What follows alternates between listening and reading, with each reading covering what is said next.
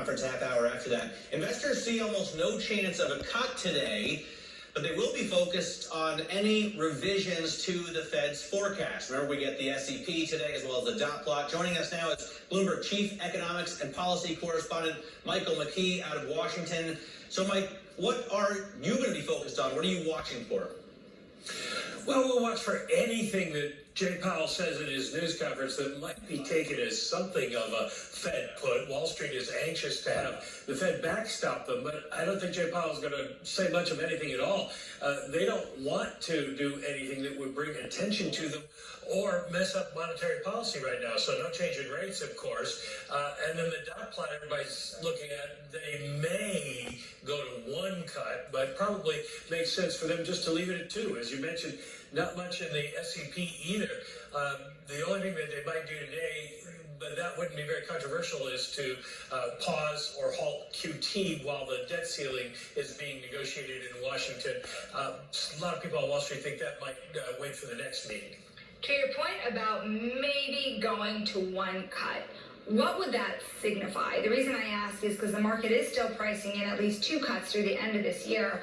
Is that really just signaling that inflation is going to stay too high for them to have meaningful change, even if the economy slows? Well, that would be the takeaway, and that's why they may not do it. There's two possibilities. One is that they think inflation on its own is stickier than they thought and won't be coming down as fast, or they think the tariffs will raise inflation, and they probably don't want to get into that debate. So I would assume that their default is going to be, at this point, stick with two, stick with basically the same economic forecast, because they don't have anything that tells them they're going to be much different.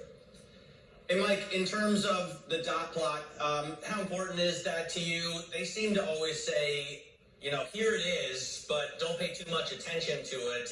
And it seems to me that it's quite valuable in forecasting what the Fed plans to do. Well, Matt, you just put your finger on the problem there. The Fed would argue with you that it is not a forecast. It's 19 separate estimates of where the federal funds rate will be under the conditions that each member of the Open Market Committee thinks will obtain at that time frame. So if you think inflation is going to be X and unemployment is going to be Y and growth is going to be Z, then what would be the proper Fed funds rate at those criteria?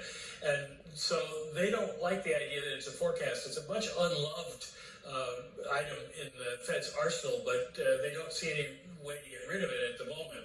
So they just have to keep reminding people not to take it literally. So hang on, Mike, it's each member's forecast put together, and we're encouraged not to think of it as a forecast. Right, essentially, although they would say it's not even a forecast from each member, it's just kind of a guess at where things would be under their forecasts for the economy. But what happens is we take the median, but there's a wide range of views on what it could be. So the cone of uncertainty is really wide. And so they think that Wall Street makes a mistake by taking this as a promise or a strategy. It's really just, here's the possibilities ahead. Mike, we thank you so much for your analysis. We're looking forward to your coverage this afternoon. That is Bloomberg's Michael McKee in Washington. Stick with Bloomberg.